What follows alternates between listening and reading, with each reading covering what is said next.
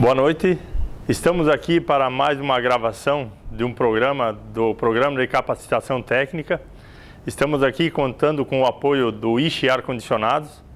É um cara bastante capacitado no assunto, ele se inteira bastante no assunto e é um conhecedor do assunto de ar-condicionado automotivo. Então, agradecendo a presença de vocês, telespectadores, que estão aí assistindo o programa. Esperamos que esse programa tenha uma grande valia no conhecimento no dia a dia de vocês. E ele vai também falar sobre alguns mitos que existem no ar-condicionado automotivo, sobre algumas coisas que existem aí. E ele tem um conhecimento técnico bastante grande e eu tenho certeza que vai ser de grande valia para quem está assistindo o programa. Então eu agradeço aí o pessoal que aposta no programa de capacitação técnica. A gente está aprendendo dia a dia as gravações.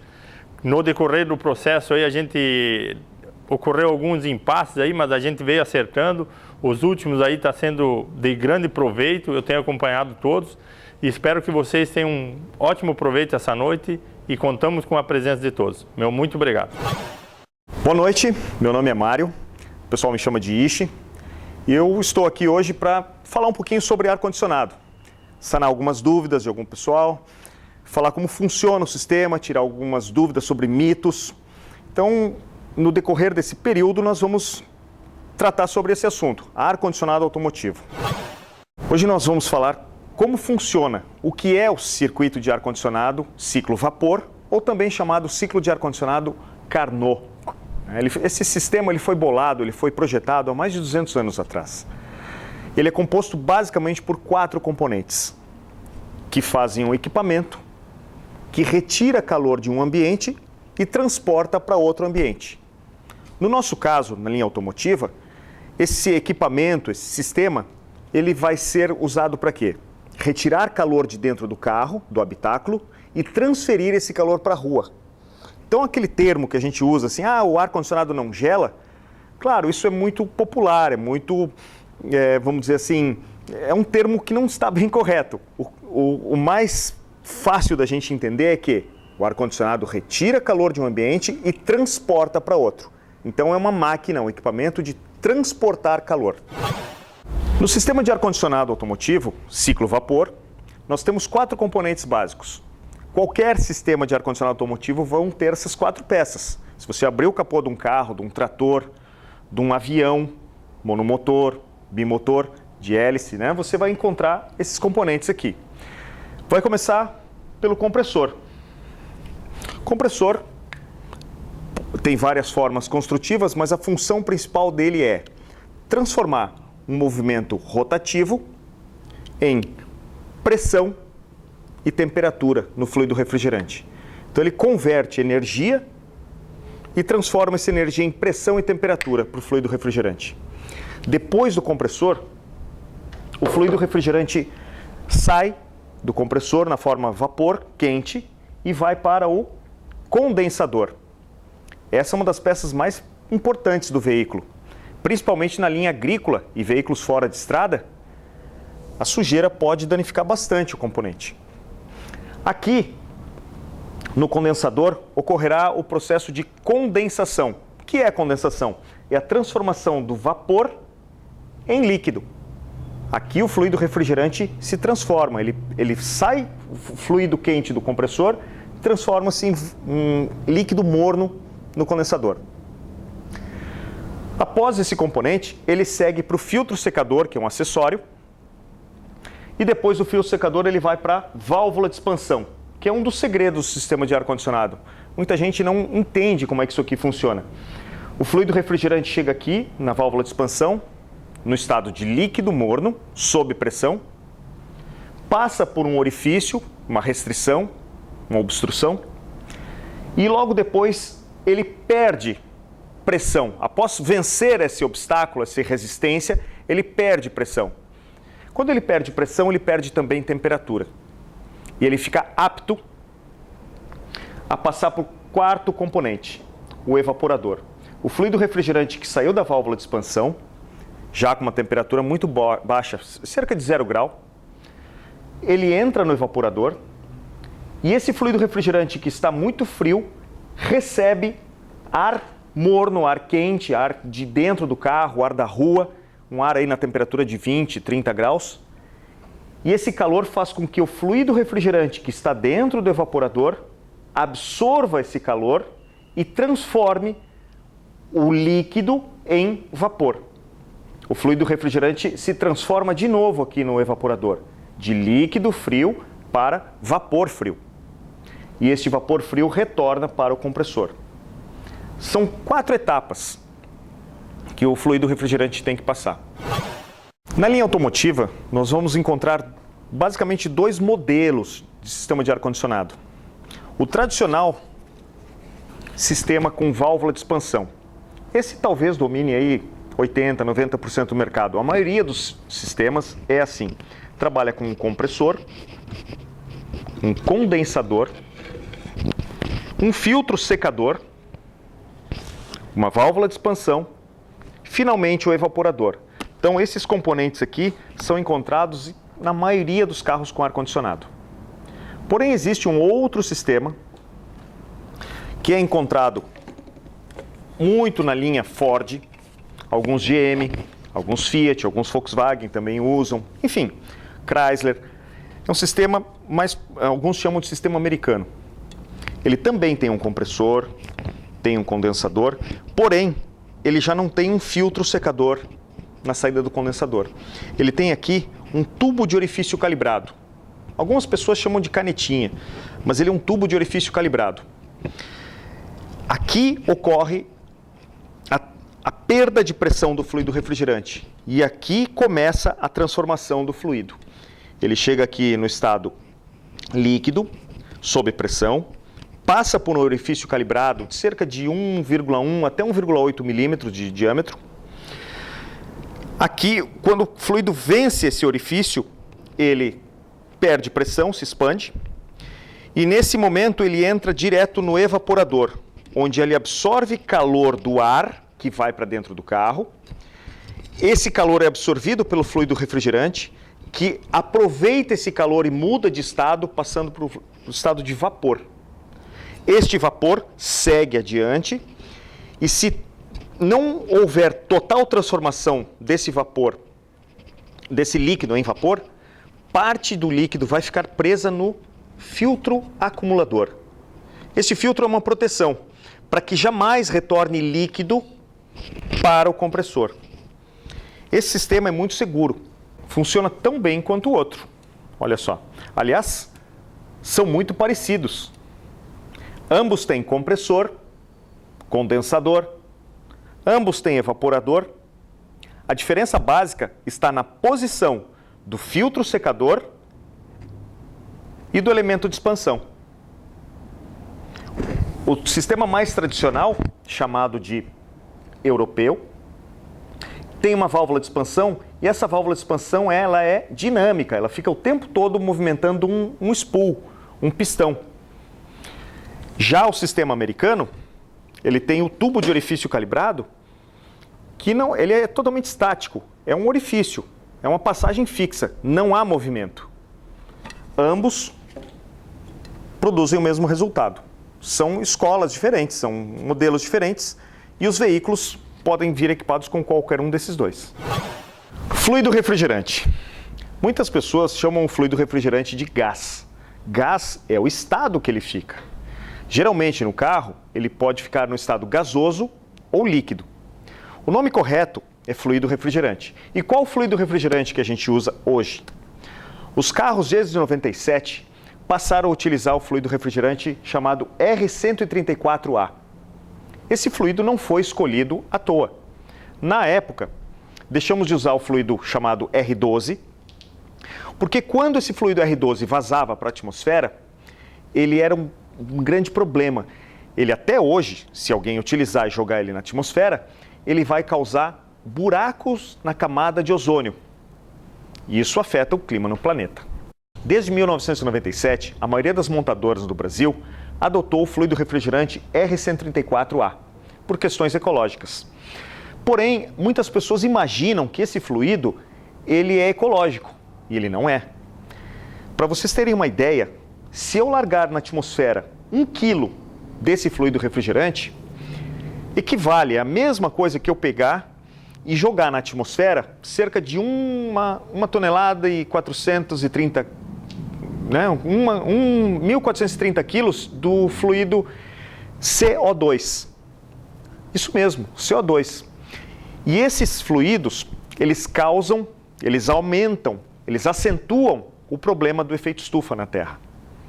Então, você que já viu algum colega jogando fluido refrigerante fora, talvez o colega esteja, não saiba o mal que ele está fazendo, tanto para o meio ambiente quanto para o bolso dele, porque é possível recuperar o fluido refrigerante, purificar ele, separar o óleo, tirar a umidade e revender ele para o cliente. Isso, além de ecológico, vale a pena.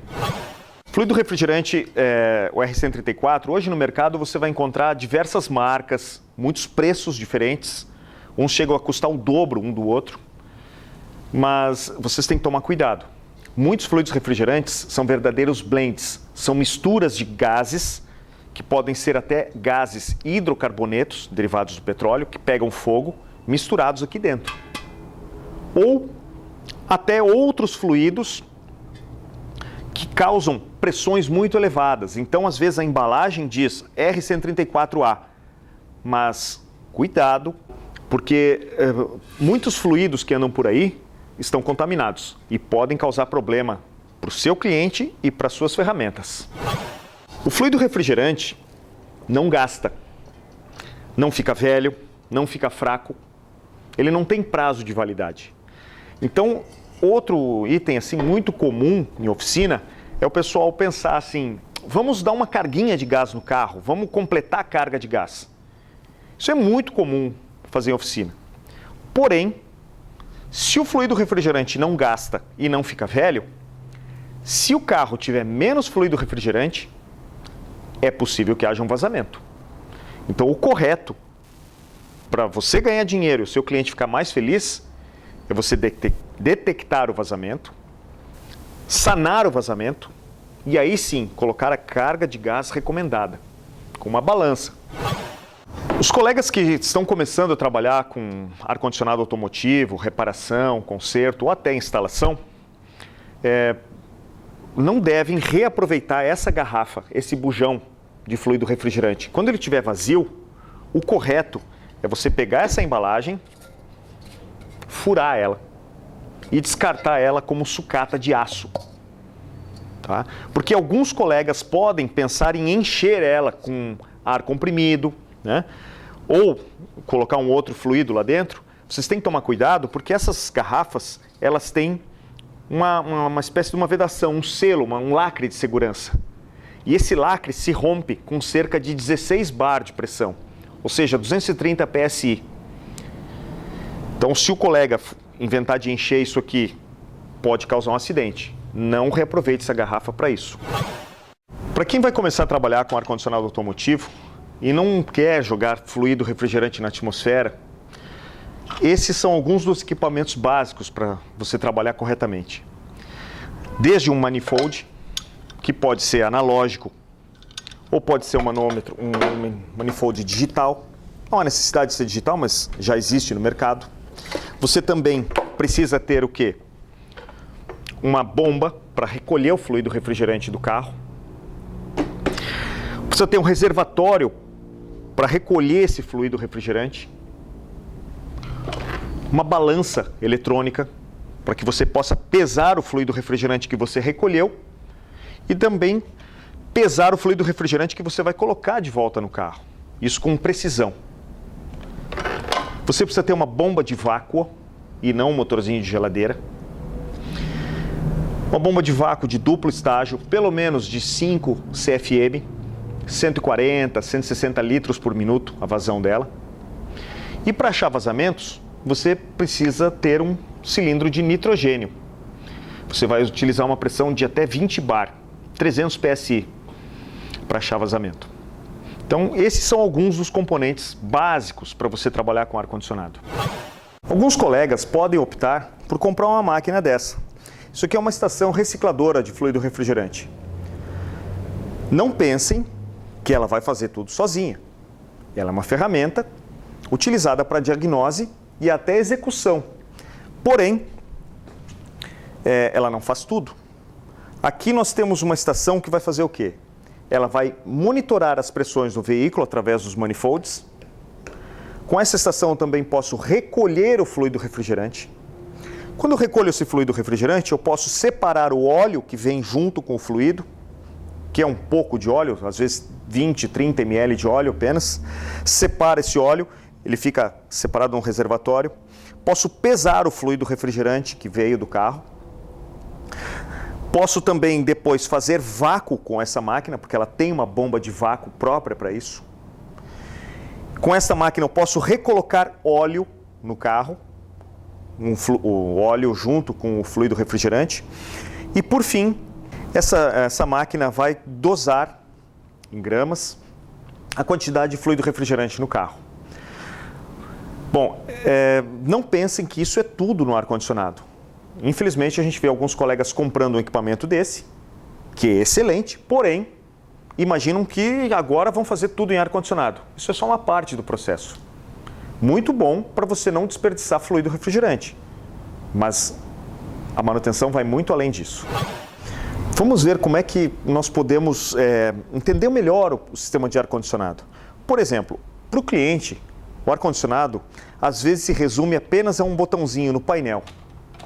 Mas por trás desse botãozinho do comando do ar-condicionado, nós temos vários componentes.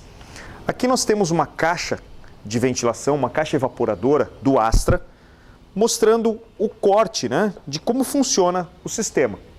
Então vamos ver aqui, ó. Quando o cliente aciona a ventilação e aciona o botão do ar-condicionado, o ar pode entrar ou da rua ou de dentro do carro, se o reciclo estiver ligado.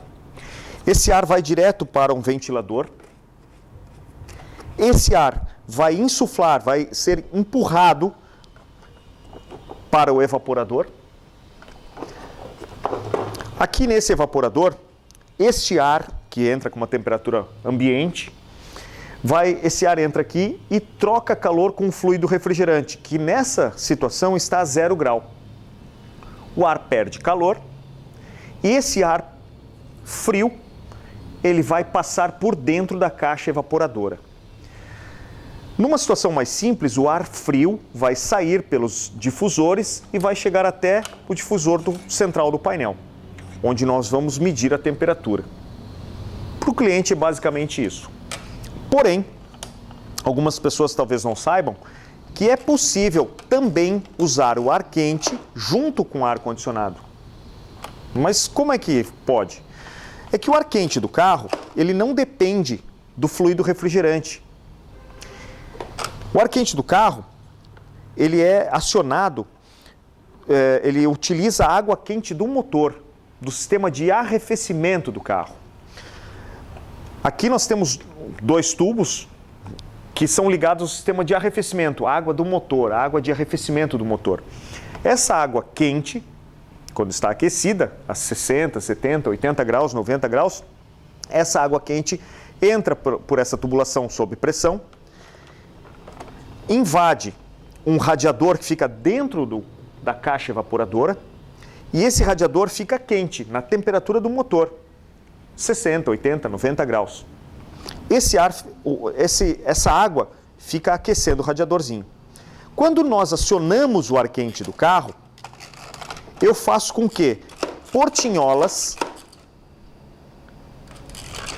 desloquem parte desse ar frio, que já foi refrigerado, parte desse ar pode passar por dentro do radiador quente e misturar, temperar um pouco desse ar. O que vai resultar aqui no difusor em 2 massas de ar, uma massa de ar frio, uma massa de ar quente, que vão dar uma temperatura mais agradável para o motorista, né? Então é comum, se o ar-condicionado estiver muito frio, o cliente pode, em vez de ficar ligando e desligando, ele pode simplesmente dosar a temperatura no botão do aquecimento. Outra função bastante interessante, que às vezes é bom alertar o cliente na entrega técnica do veículo, é que ele pode usar a função de desembaçar o vidro dianteiro com o ar-condicionado. Basta ele colocar o seletor do fluxo de ar para o para-brisas, ligar a ventilação e ligar o ar-condicionado. Assim, aquele ar que vai sair no para-brisa é um ar com baixa temperatura e com baixo teor de umidade, ou seja, um ar frio e seco. Esse ar frio e seco vai encostar no vidro do para-brisa. Por dentro, o ar dentro do carro, ele está um pouco mais aquecido que o ar da rua.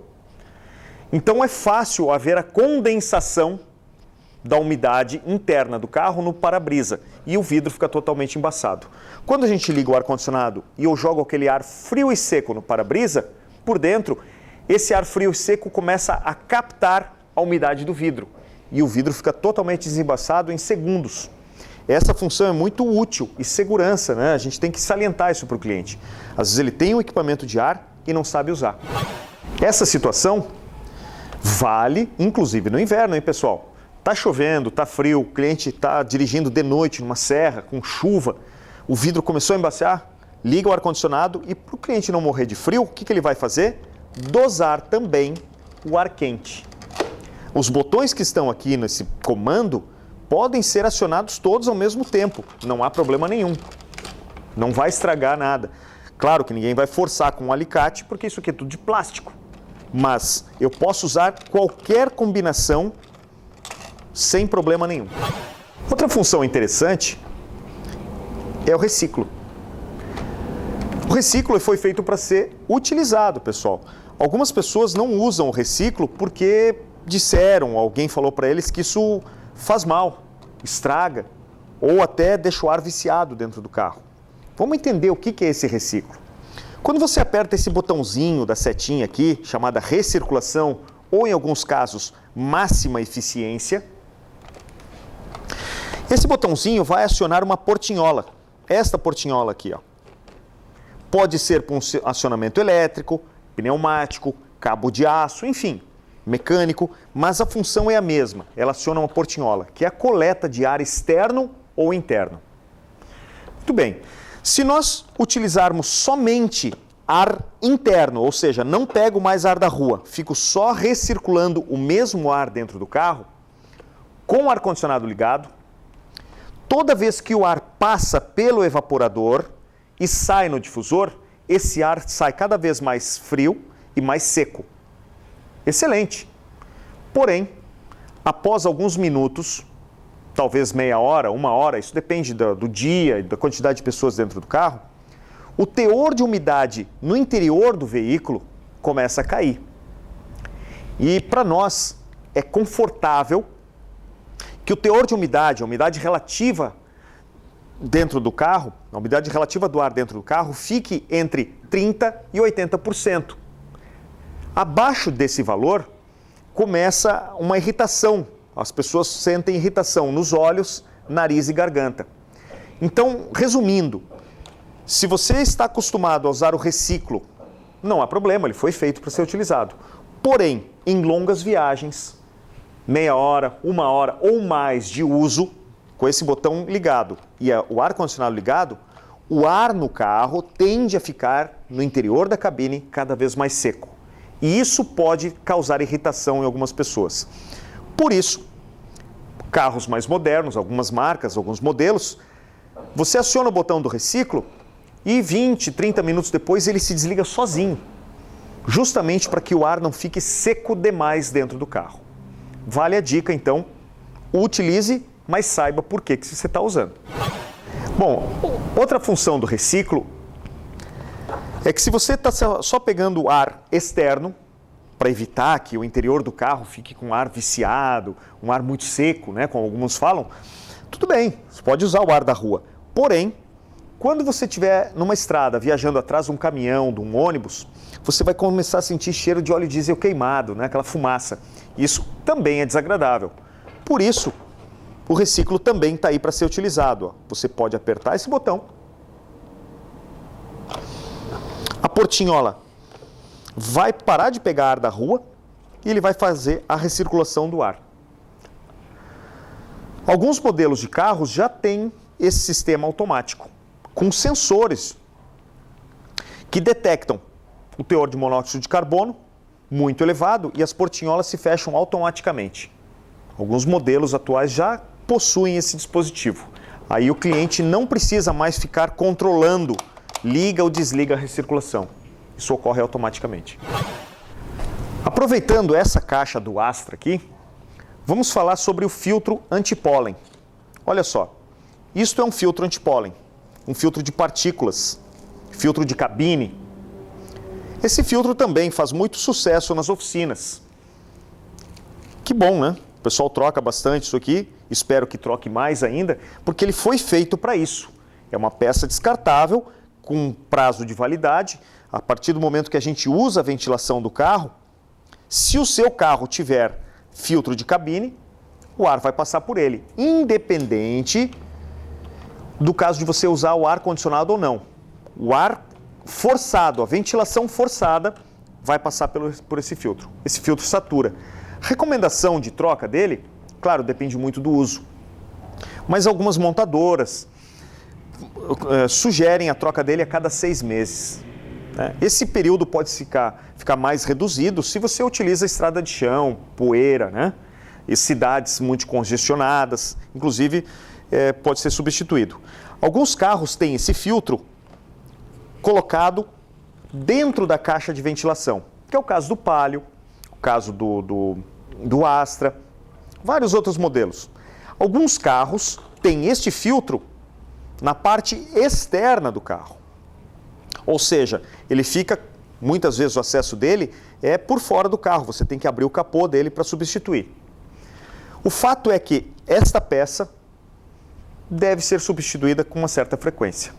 Não poupe nem tente ficar soprando ela, limpando, isso aqui é para trocar.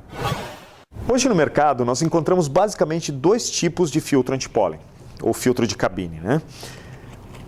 Os filtros de fibra sintética, ele não pode ser um filtro de papel de celulose, ele é uma fibra sintética, são os mais comuns e mais baratos. Esses filtros, claro, eles têm uma certa vida útil, como eu falei, devem ser substituídos a cada 6 meses, ou anualmente, isso depende muito do uso. Um outro tipo de filtro que existe no mercado é o filtro chamado carvão ativado. Ele tem 3 camadas filtrantes, 2 camadas de papel de fibra sintética e uma camada de carvão ativado. Este filtro, apesar de um pouco ser mais pesado, um pouco mais caro, mas a função principal do carvão ativado estar aqui é reduzir odores. Então, este filtro, inclusive, tem posição de montagem, você não deve colocar ele de qualquer lado, ele geralmente vem com uma seta mostrando a aplicação dele. A principal função dele realmente é reduzir odores. Então, se você estiver numa estrada e tiver um caminhão com mau cheiro, jogando fumaça para dentro do seu veículo, se o seu veículo tiver esse filtro de carvão ativado, nem sempre você vai precisar utilizar a recirculação de ar. Porque uma das funções desse filtro é reduzir odores. E é significativa a diferença de um carro que usa um filtro de fibra sintética comum para um de carvão ativado. Esse realmente vai reduzir odores. Indicamos, inclusive é bom que você saiba explicar isso para o seu cliente, né? Ele tem um custo mais elevado, mas realmente ele faz a diferença. Por incrível que pareça, algumas montadoras fazem os veículos e não colocam o filtro antipólen. Mas se não tem filtro antipólen, o que acontece? A sujeira da rua vai direto para o evaporador, contaminando toda a caixa de ventilação e bloqueando os dutos, as aletas, as passagens de ar. Ficam totalmente bloqueadas com terra, sujeira, pó, bichinho, folha. Nesse caso, a única alternativa para limpar essa caixa é tirando a caixa evaporadora fora, abrindo ela, tirando essa peça e lavando ela ou trocando essa peça. Então, infelizmente, se você não utiliza o filtro antipólen, a sujeira vai parar aqui. Uma maneira prática, rápida, bem fácil de fazer um teste para ver se o sistema do ar-condicionado do cliente está funcionando bem, é o chamado teste de eficiência. O que ele vai fazer? Nós vamos pegar um termômetro tipo espeto e vamos verificar a temperatura do ambiente onde está o carro e comparar com a temperatura do ar que sai aqui no difusor central do veículo. Que condições são essas para a gente fazer o teste? Bom, eu preciso ter o veículo ligado, o ar-condicionado funcionando na velocidade 1, reciclo fechado, ar quente fechado. Vejo a temperatura que está na rua, digamos 30 graus. Coloco o termômetro no difusor central, ar no peito, todos os difusores abertos. E depois de 3 a 5 minutos, o carro funcionando fechado nessas condições, eu vou para um gráfico, uma tabela, que faz uma comparação entre a temperatura ambiente e a temperatura de resultado no difusor. Aqui há uma comparação. Por exemplo, se o dia que eu estou fazendo o teste é um dia com 30 graus de temperatura ambiente, vamos seguir essas coordenadas aqui, ó, do gráfico, e vamos ver o que seria normal para um carro dar de eficiência num dia desses. Então, olha só, temperatura do ambiente 30 graus, essa linha sobe, se encontra com essa outra linha, a temperatura no difusor fica entre 9 graus, e se eu continuar subindo esse gráfico, essa linha vai se cruzar com esta aqui, ó, em 13 graus. Ou seja, esse intervalo significa uma temperatura de 9 até 13 graus. Essa temperatura é considerada normal num carro com um dia de 30 graus. Esse seria o nosso teste de eficiência. Evitando, inclusive, colocar manômetros no carro. Isso é um teste prático, uma coisa rápida de fazer. Um dos componentes mais famosos do sistema de ar-condicionado é o compressor. Então, no mercado, nós vamos ver vários modelos, várias formas construtivas de compressor. Isso depende do tipo de aplicação do carro, se é um utilitário, se é um veículo de transporte de pessoas, enfim. Nós vamos ter compressores, por exemplo, de pistões radiais, de alta capacidade volumétrica e baixa rotação. Esses compressores, nos carros, já não têm praticamente utilização. Isso aqui foi um compressor, foi uma época que passou para carros. Temos também compressores de cilindrada fixa, de pistões axiais. Isso é muito utilizado em máquina agrícola e caminhões, esse modelo de compressor. São compressores bastante duráveis. Outro modelo de compressor que também fez bastante sucesso aí no mercado são compressores de capacidade volumétrica variável. Esses compressores são utilizados em carros mais sofisticados hoje e eles têm uma característica bastante interessante. Conforme o sistema está com alta performance, o compressor, o evaporador está com uma temperatura bastante baixa, né? Em vez do compressor ficar ligando e desligando com um termostato, um sensor de temperatura, aqui não há necessidade disso. Simplesmente o compressor muda o ângulo do seu virabrequim, a rotação do compressor pode continuar variável, acelerando o veículo ou não. O que vai interessar para mim agora é o ângulo do virabrequim. E aí eu consigo aumentar a capacidade volumétrica ou diminuir a capacidade volumétrica do compressor. Dessa forma, o compressor não precisa mais ficar ligando e desligando. Ele pode ficar sempre funcionando e à medida em que dentro do sistema estiver uma performance muito boa, o compressor automaticamente muda o ângulo do virabrequim e diminui o fluxo do fluido refrigerante, evitando assim que ele congele o evaporador. Esses hoje são os compressores mais utilizados no mercado. Esse aqui, aliás, é um dos mais famosos aí. É um compressor feito pela Delphi. Mais de 2 milhões de carros por ano saem com esse compressor. E ele é certamente, se você vai trabalhar com veículos, esse é o compressor que mais vai visitar a sua oficina. Um dos maiores detalhes que ele costuma ter é vazamento no eixo do virabrequim. Outro compressor que também tem no mercado são os compressores de fluxo variável, porém com acionamento eletrônico. São compressores que não têm mais embreagem eletromagnética. Esses compressores, à medida que você liga o motor do carro, eles estão sempre funcionando. Sempre. E a capacidade volumétrica desses compressores aumenta ou diminui de acordo com o comando eletrônico de uma válvula, uma eletroválvula. Esses compressores, vamos dizer assim, são mais utilizados em carros importados. Compressores de pequena capacidade volumétrica, de grande performance, são os chamados compressores rotativos, que não têm mais pistões. Esse aqui é um compressor, por exemplo, que é muito utilizado na família Fire, da Fiat. É um compressor de 60 a 80 cilindradas, de palhetas. Então, esses compressores de palhetas são compressores de pouco arraste mecânico, eles têm poucas peças móveis. Então são compressores que gastam pouca energia para funcionar e eles têm uma capacidade volumétrica bastante interessante. Então são compressores pequenos, compactos, leves, que têm um bom rendimento. Existem ainda no mercado compressores chamados de scroll, que também são compressores que não têm mais pistões.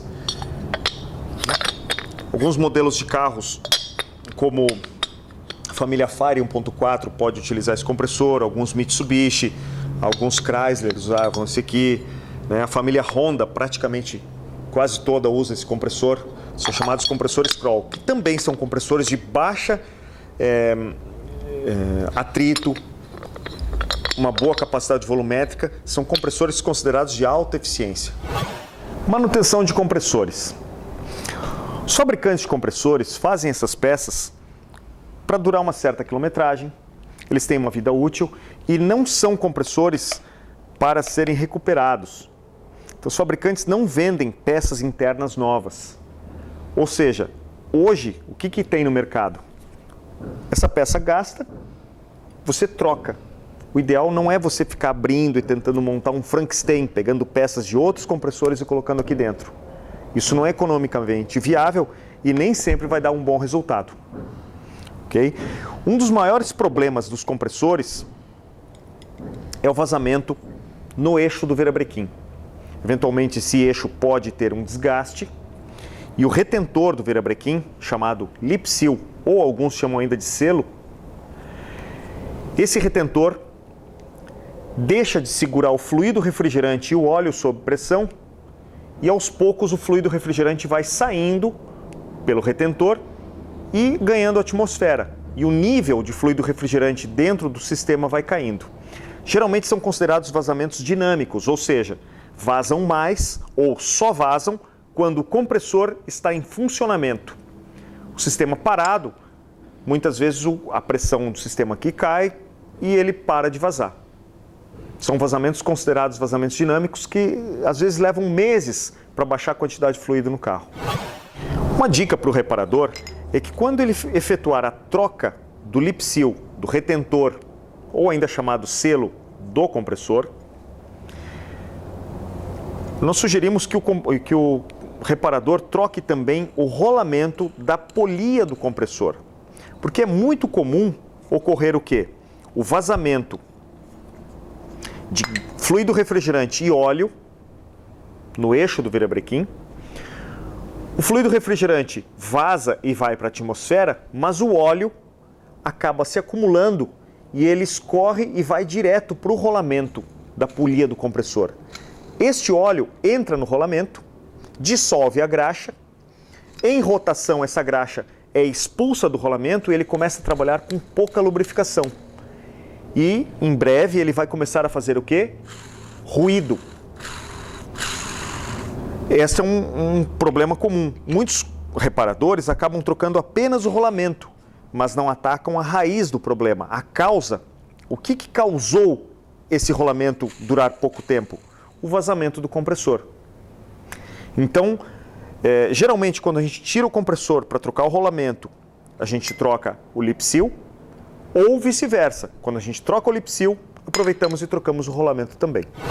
Compressores que apresentam ruído interno, Ou seja, o motor do carro está funcionando. Quando você aperta o botão do ar-condicionado e o ruído começa, muitas vezes esse ruído pode ser interno do compressor, ou seja, pistões com folga, folga axial no virabrequim.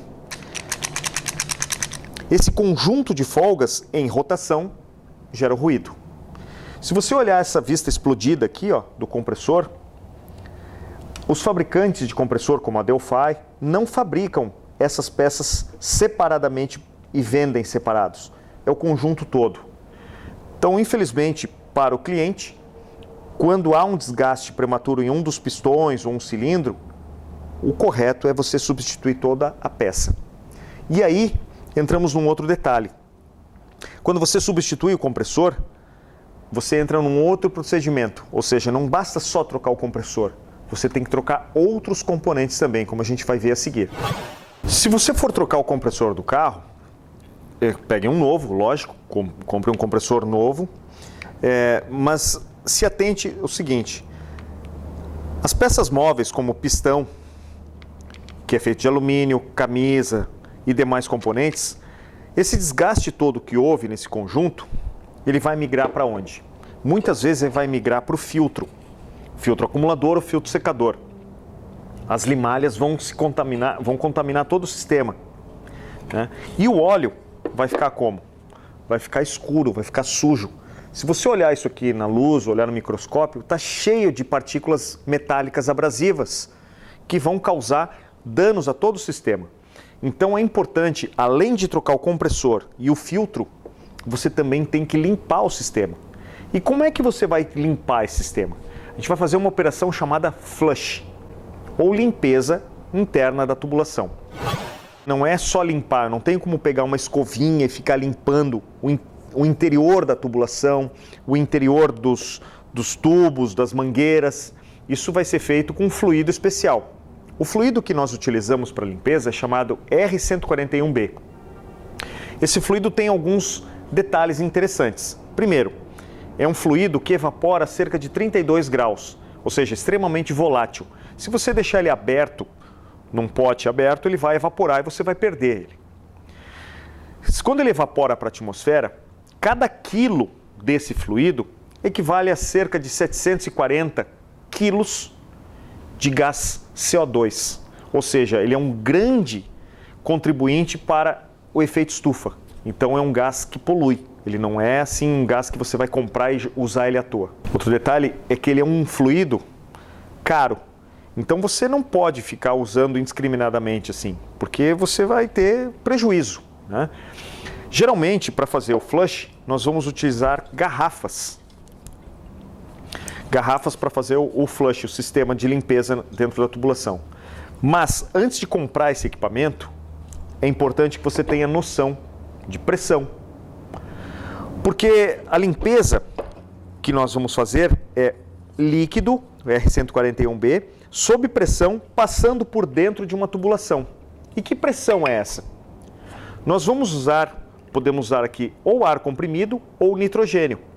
Mas a pressão em determinados recipientes como esse não devem ser muito elevadas, porque senão esse fluido sob pressão pode romper a garrafa e ela pode vir a estourar, causando um acidente.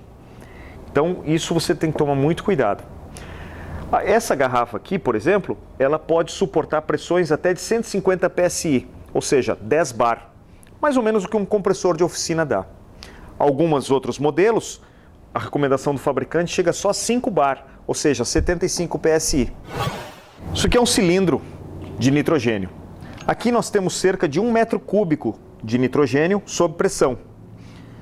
Bom, metro cúbico são 1000 litros. Imagina 1000 litros de nitrogênio aqui dentro dessa garrafa. A pressão aqui é enorme. A pressão interna aqui pode chegar a cerca de 150 bar, 150 atmosferas. Para você ter uma ideia, ou te lembrar, o pneu do teu carro geralmente usa 2 bar de pressão. Aqui tem 150, ou seja, uma pressão muito elevada. Muitos acidentes acontecem quando os colegas, não tendo noção de pressão, pegam essa garrafa e ligam ela direto num manômetro para fazer uma limpeza, um teste de vazamento. Isso é muito perigoso. O ideal é que você tenha uma válvula redutora de pressão. Com essa válvula você pode limitar a pressão de trabalho. Geralmente, para fazer flush, você vai usar uma pressão de trabalho de cerca de 10 bar, ou seja, 150 PSI. Isto para este modelo de garrafa. Outros fabricantes falam em apenas 75 PSI, 5 bar. Aqui tem 150 bar. Então, senhores, jamais utilizar uma garrafa dessa sem a válvula de segurança, uma válvula redutora de pressão. Ok? É uma diferença muito grande da pressão de saída para a pressão que tem aqui dentro. Outro assunto que às vezes chega a ser polêmico é que muitos carros hoje em dia têm no condensador o filtro secador. Inclusive, alguns colegas hoje fazem a limpeza no sistema e trocam o filtro secador, que é um cartucho. Muito bem, só que isso tem mudado. Há um tempo atrás, os filtros secadores eram avulsos, eles ficavam fora do condensador. Cerca de uns 10 anos para cá, os filtros começaram a vir dentro dos condensadores. E hoje, a recomendação do fabricante é que você, quando trocar o compressor, troque todo o condensador. Porque muitos desses filtros, vêm lacrados para não substituir mais. Aqui vem soldado essa tampa. E outro detalhe interessante é que, se você pegar um condensador desse e abrir ele, você vai ver as cavidades que tem aqui dentro. Ele tem labirintos. O fluxo do fluido refrigerante aqui é paralelo. Ou seja, o fluido refrigerante ele pode escolher, ele tem a capacidade de chegar aqui e ver qual desses dutos que ele vai passar que tem menos obstrução. Então, se eu tiver sujeira, muito óleo, limalhas entupindo algum desses dutos, o fluido de limpeza, que é o R141B sob pressão, vai chegar aqui e, poxa, por que ele vai passar por um duto que está bastante obstruído se ele pode passar por um outro que está bem mais livre? E dessa forma, a minha limpeza num condensador desse formato é prejudicada. Hoje em dia, então, os fornecedores, os fabricantes pedem, troque, não limpe mais. Inclusive, nos últimos anos, se você olhar a evolução desses condensadores, olha só a diferença. Isso aqui é de um Astra, ano 2000. Isto aqui já é de um Gol geração 5, ano 2005. E aqui nós temos os dutos de um Palio 2010. Você acredita que a limalha que saiu do compressor vai passar por esses dutos? Então a recomendação hoje é você substituir todo o condensador quando o compressor estoura. Essa dica é para você não se incomodar. Um outro componente que, assim como os condensadores e filtros, sofreu alteração ao passar dos anos, é o chamado pressostato. Os pressostatos são componentes, são interruptores que são utilizados para segurança do sistema de ar-condicionado. Os pressostatos, na maioria dos carros, hoje já foi substituído por transdutores de pressão. Esses transdutores de pressão, hoje eles não trabalham mais com 12 volts, eles trabalham com 5 volts e são diretamente ligados com um módulo de injeção. Então, nós víamos colegas, antigamente, pegando pressostatos e descascando fios lá, ligando um fio com o outro, fazendo jumps, né, para ver se funcionava o sistema. Isso não dá mais para fazer, pessoal. Hoje, nós temos transdutores de pressão que trabalham com 5 volts, nós temos um fio que é ligado à massa do carro, um fio que vem direto do módulo com uma informação de 5 volts, e um outro fio que retorna para o módulo com uma tensão que pode ser variável entre 0 até 5 volts. Dependendo da tensão que retorna para o módulo sabe qual a pressão proporcional que está na tubulação do sistema de ar-condicionado. E assim, devido ao programa que ele tem, ele pode mandar ligar uma ventoinha, desligar uma ventoinha, ligar o compressor ou desligar o compressor. Então, hoje o sistema de segurança do sistema de ar-condicionado está aqui, ó, transdutor de pressão. É uma peça que pode dar vazamentos, é uma peça que ela teme umidade, muitas vezes se a umidade chega a entrar aqui nos bornes dela, ela dá problema. E a gente tem que considerar isso e não sair mais como alguns colegas faziam no passado, furando fio, emendando fio. Hoje com o transdutor acabou. Inclusive, para substituir um transdutor de pressão, a recomendação é que você desligue o carro, substitua a peça e depois ligue a peça, né, o borne, antes de ligar a chave de ignição, para que não ocorra nenhuma falha que fique armazenada na memória do carro. Outro componente que também perdeu espaço para a modernidade foi o famoso termostato. Há muitos anos, a maioria dos veículos já não utiliza termostato, ou por ter um compressor de fluxo variável, como nós já comentamos, ou esses termostatos foram substituídos por sensores de temperatura. Esses sensores de temperatura são termistores. Aqui, esse componente é um resistor que, conforme a variação de temperatura, ele muda seu valor de resistência. Esses sensores de temperatura ficam geralmente na saída do fluxo de ar do evaporador. Só que essas peças também dão problemas. É muito comum a oxidação desses terminais de sensores, o que faz com que a resistência da passagem do elétron aqui aumente demais, e para o módulo que está lendo esse valor de resistência, ele vai perceber que o valor subiu demais e ele vai imaginar o seguinte: olha, se o valor de resistência está muito elevado, talvez esteja congelando o evaporador. Eu vou cortar a ligação do compressor. E aí o módulo bloqueia o funcionamento do ar-condicionado. E muitas vezes o problema está nessa pecinha aqui. Acontece que em alguns modelos de carros, para trocar esse sensor, você tem que tirar todo o painel. É o caso do Fusion, por exemplo. Um outro carro que não precisa tirar painel, mas que deu muito problema, foi o Polo. O Polo 2003. Esse sensor aqui foi campeão de dar problema, bloquear o acionamento do sistema de ar-condicionado. Os compressores do sistema de ar-condicionado precisam lubrificação. Só eles precisam lubrificação. Mangueira não precisa lubrificação. Condensador não precisa lubrificação. Evaporador, válvula de expansão, tudo isso não precisa lubrificação. Mas os compressores precisam. E são no sistema de ar-condicionado automotivo, que utiliza compressores de cárter aberto, o óleo que vai aqui dentro é um óleo especial, chamado óleo polietileno glicol. Esse óleo é caro e, infelizmente, poucas oficinas utilizam esse óleo corretamente. Muitas oficinas utilizam óleos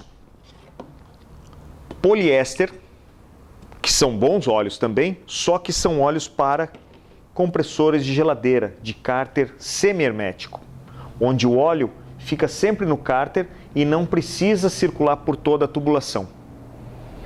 Nos carros, como os compressores são pequenos, as empresas que fabricaram eles decidiram fazer cárter pequeno. Por isso os compressores podem ser mais compactos. Então, onde fica o reservatório de óleo do sistema de ar-condicionado automotivo? Se o cárter é aberto, parte desse óleo, talvez 2/3 desse conjunto de óleo, fique circulando sempre pelo sistema. Ele sai do compressor, misturado com o fluido, refrigerante, e retorna para o compressor. Ele fica sempre circulando. Então ele não fica armazenado somente no cárter. O cárter passa a ser toda a tubulação. Aí você precisa ter um óleo especial. Um óleo que seja miscível, que seja misturável, que seja diluído no fluido refrigerante. Se você utilizar um óleo de geladeira, poliéster, a característica desse óleo não é se misturar ao fluido refrigerante. Basta ver isso numa geladeira. A geladeira tem um cárter aberto. O fluido refrigerante chega no motor de geladeira, passa pelo cárter, troca calor, mas o óleo que está lá no fundo não sobe e não vai para o pistão e não segue pelo sistema. Ele fica sempre no cárter. Isso é um óleo poliéster. Excelente lubrificante, mas não é para compressor de cárter aberto. Por isso, senhores, a gente tem que estar atento a esse detalhe. Muitos colegas, às vezes, não sabem porque o compressor está durando pouco, porque o compressor começou a bater ou roncar, mas o pessoal não se ligou que está usando o óleo errado. Cada óleo por uma aplicação, ok? Então, óleos de boa qualidade, PAG, polialquilenoglicol, que tem viscosidade, ou seja, a propriedade da película, do filme de óleo, resistir ao seu próprio rompimento, ou seja, a viscosidade do óleo, ela pode ser, olha aí, geralmente 150, ISO VG 100 ou 46, são as viscosidades mais utilizadas. Tá? Então fica essa dica para que você não fique utilizando um óleo de baixa qualidade, isso vai comprometer o teu serviço. Bom, nesse curto período que nós batemos um papo aqui, né, eu tentei mostrar para vocês um pouco do universo de trabalhar com ar-condicionado automotivo, que vai desde conhecer como funciona o sistema, cada componente, o que faz, que problema eles podem causar, o que causa problema a eles. Então a gente tem muito mais para falar. Por exemplo, leitura de manômetros, solda em reparação, mangueiras. Um assunto bastante delicado é detecção de vazamentos. Então existem procedimentos para você localizar vazamento. Tem novas tecnologias chegando. Isso é assunto para outros bate-papos, ok? Obrigado pela presença.